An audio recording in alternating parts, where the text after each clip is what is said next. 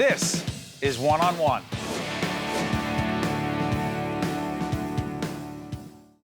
Sakinah Hoyte is Director of Project Connect at Bridges Outreach. Good to see you, Sakinah. Thanks for having me. What is Project Connect? Project Connect is a program that we just implemented, Bridges Outreach, about 2 years ago. We decided that we wanted to be a little bit more impactful. We've been around for 28 years, doing street outreach, going out into the community, New York City, Newark, Irvington, handing out brown bag lunches, soup, just your necessities to get you through the night. For people who are homeless? Yes. And the number of people who are chronically homeless gone up dramatically in this area? Yes, tremendously. We're looking at about 126% since last year. In Essex County specifically, we have seen an increase, 47 households, 56 people.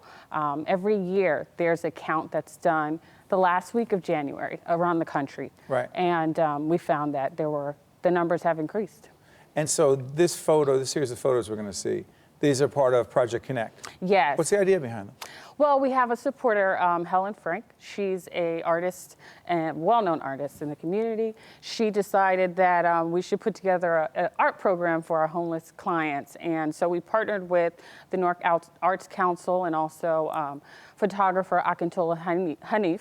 He is in charge of the magazine High Side, Right. New York. Yes, and so he taught our clients how to take photographs. And so, by the way, we were just looking at the St. John's Soup Kitchen, which is where you're located, right? Yes. Team, we have more photos to show? Let's show a couple other photos if we could, okay?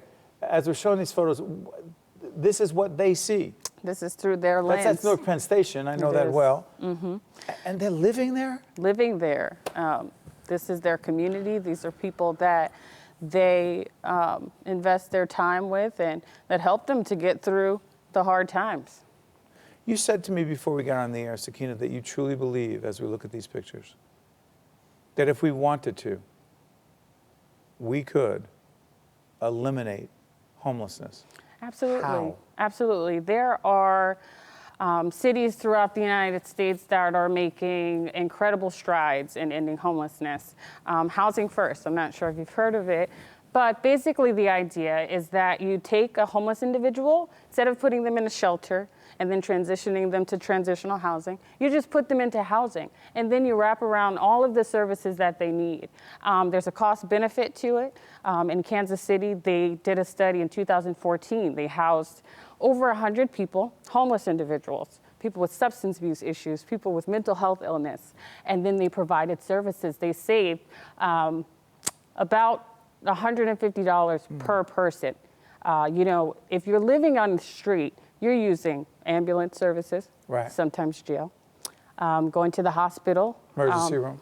Emergency Very room. expensive. Very expensive, rather than just putting people in permanent housing, supportive housing, where you save so much money every What is day. New Jersey not doing right? New Jersey needs to coordinate their homeless service efforts. In these successful cities, they have come together, all of the homeless service providers, to work together to coordinate services so everyone is getting offered all of the services equally. It's not up to the case managers to decide who can be successful.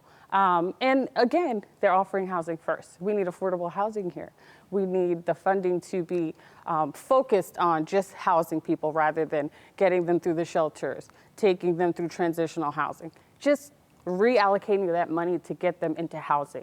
Sakinah, I've often wondered this. For those of us around the holidays who try to do what we can do, we visit, whether it's St. John's or Salvation Army, whatever, it doesn't matter where, but you do what you can do around the holidays and you say, oh, wow, look at the number of people who are homeless and they're there for a meal. And then you say, who is homeless? Who winds up being homeless? Mm-hmm. A, who are they? B, is that demographic changing? The demographic is changing drastically. Years ago, the focus was on single men. Now we're seeing women with children, adolescents, youth. That's huge right now. And, the people that are falling into homelessness are people like you and I. you know. Is it one paycheck away? I One hear that paycheck expression. away. Make that clear, because that sounds like a cliche to a lot of people, Sakinah. There are individuals that lose their jobs and they don't have enough savings to get them to the next paycheck. They don't have enough savings to get them to the next month's rent, to the next mortgage, and that's what catapults them into homelessness. Sometimes when I ask this question, it doesn't sound the right way. Do we, the rest of us, who have means and the ability to make a difference, do we care enough about the homelessness, those who are homeless? I think that we've been desensitized as a community. I think that we are used to seeing homeless individuals on the street and sort of turning the other cheek. Isn't that terrible? Yeah. Isn't that so sad? If we wanted to make a difference, sorry for interrupting, what could we do to make a difference right now? Right now, basically what Bridges stands for is connecting the housed and the home and the community that are homeless together to establish relationships. So just seeing someone on the street and just saying hello is one step closer to making yourself more aware of those that are around you and opening your eyes to how you can participate in the change. To Turning end your head is not homelessness. the answer. No. Saying, oh, that's so terrible, that's not the answer. Yeah.